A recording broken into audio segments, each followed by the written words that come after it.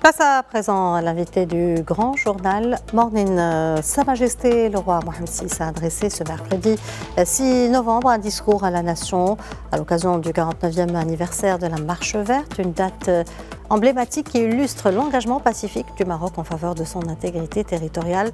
Pour revenir sur les grandes lignes de ce discours royal, nous sommes en direct avec M. Nabil Adel, enseignant, chercheur et directeur du groupe de recherche en géopolitique et géoéconomie à l'ESCA. Bonjour Monsieur Nabil Adel et merci d'être avec nous. Bonjour, merci pour l'invitation. Alors dans ce discours, Sa Majesté le roi Mohammed VI a mis en lumière la dynamique de développement qui a transformé le Sahara marocain au cours des dernières années. Pouvez-vous revenir sur le renouveau économique et social de cette région ? Écoutez, je pense que dans le discours de Sa Majesté a été clair.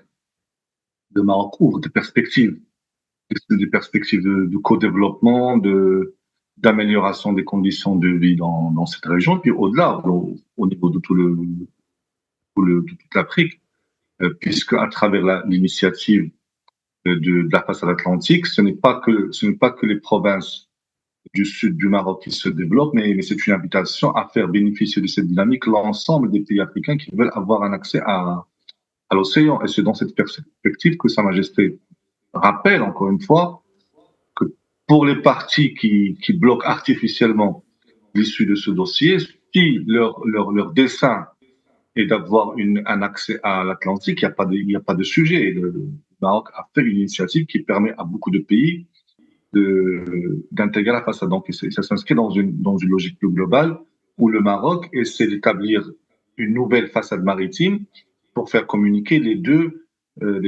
parties de l'océan Atlantique. Donc, dans cette perspective, on peut envisager une solution globale où, effectivement, nous avons, d'un côté, on stabilise la région, on arrête ce conflit artificiel, et puis on l'inscrit dans une dynamique de développement économique et social intégré. Autre point évoqué, la question du Sahara marocain. Le souverain a mis en avant l'élargissement du soutien international à la marocanité du Sahara, à la proposition d'autonomie présentée par le Royaume comme une solution réaliste et durable au conflit. Écoutez, je pense que c'est un sujet qui commence à être plié. Il faut rester vigilant, naturellement. Les relations internationales sont très volatiles, sont très instables, mais bon, je pense qu'une majorité de grands pays ont compris le caractère artificiel de ce conflit et son caractère potentiellement dangereux pour la stabilité de la région. Nous avons plusieurs foyers de tension dans le monde, on n'a pas besoin d'en créer un dans cette zone. Donc je pense que les grandes puissances ont commencé à se rendre à l'évidence que maintenir ce conflit n'arrangeait personne. Au contraire, ça peut être un foyer additionnel de tension avec tout son lot de menaces pour le sud de l'Europe et pour la région de l'Afrique de l'Ouest en général. Et donc, aujourd'hui, il faut trouver un moyen de régler ce dossier. Sa Majesté l'a rappelé dans le discours d'ouverture du Parlement, où c'est bon, nous sommes en train de gérer les restes de ce dossier, mais il faut toujours rester vigilant parce que les manœuvres de certaines parties ne s'arrêteront pas là. Et comme l'a rappelé Sa Majesté, il faut pas oublier que dans chaque pays, quand il a des problèmes internes, doit créer la menace extérieure pour pouvoir évacuer ces problèmes. Donc, le souverain l'a bien souligné. Et certains pays ne lâcheront pas, passez-moi l'expression, ne lâcheront pas ce dossier tant qu'il leur permet de gérer des problèmes internes en exportant leurs difficultés. Donc, je pense que le cadre général est tracé. Nous avons les grandes puissances qui reconnaissent la marocanité du Sahara et le sérieux du plan d'autonomie. On ne parle plus de référendum, même si certaines parties continuent à ressasser ce vieux discours, mais personne ne parle de référendum, tout le monde parle de plan d'initiative marocaine.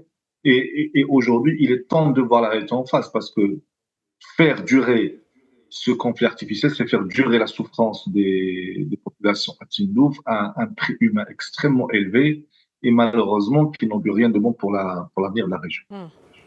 Justement, Sa Majesté, le roi Mohamed VI, a appelé l'ONU à prendre ses responsabilités sur la question du Sahara. Le souverain a insisté sur l'importance pour l'ONU de clarifier la distinction entre la légalité internationale et le monde parallèle dans lequel continuent de vivre certaines parties. Que faut-il entendre par cet appel du souverain?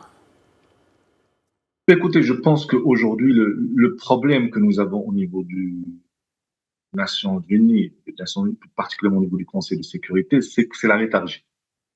C'est qu'on sait où se situe le droit, on sait où se situe la légalité, mais il y a des procédures tellement longues, c'est une grosse machine bureaucratique où il y a des enjeux de puissance et de rapport de force entre les grandes puissances, et on instrumentalise certaines affaires pour régler des intérêts nationaux. On sait de quel côté se situe la légalité internationale, et aujourd'hui l'ONU et le Conseil de sécurité plus particulièrement est appelé à prendre ses responsabilités dans la résolution de ce conflit. C'est clair, c'est le territoire et marocain. Beaucoup de pays reconnaissent la, la, la, le plan d'autonomie comme étant un plan sérieux et crédible. Qu'est-ce qu'on attend pour sortir ce dossier une bonne fois pour toutes des arcanes de cette institution et qu'on impose la solution aux partis qui souhaitent voir ce problème s'éterniser? C'est dans ce sens qu'il faut comprendre l'appel de Sa Majesté. L'ONU doit sortir de sa logique bureaucratique où on essaie de faire plaisir à tout le monde, on essaie de rester dans le consensus mou au prix d'une prolongation à l'infini de ce conflit. Aujourd'hui, le Maroc a établi une réalité sur le territoire, une réalité forte, aussi bien d'un point de vue de puissance, de dissuasion que de plan de développement économique et social.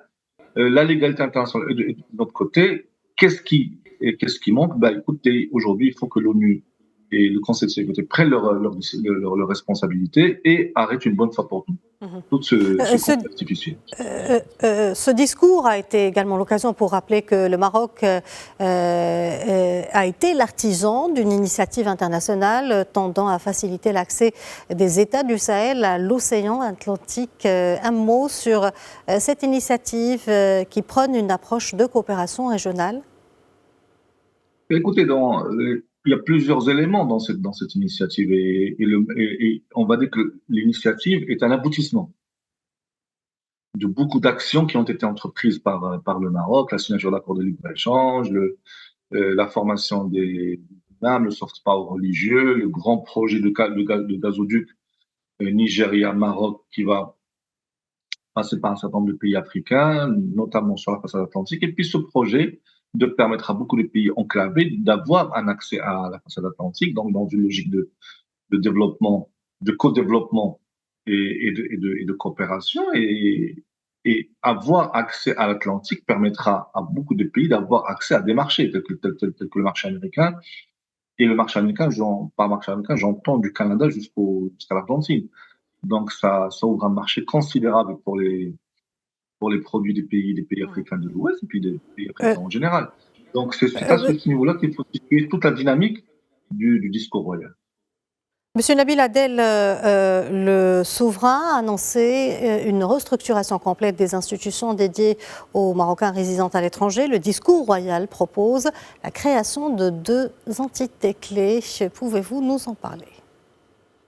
Écoutez, alors c'est une annonce qu'on a découvert en même temps que les Marocains, mais on peut en comprendre les contours. C'est d'abord donner aux Émireux le poids et l'importance qu'il a leur dans le dispositif de la nation.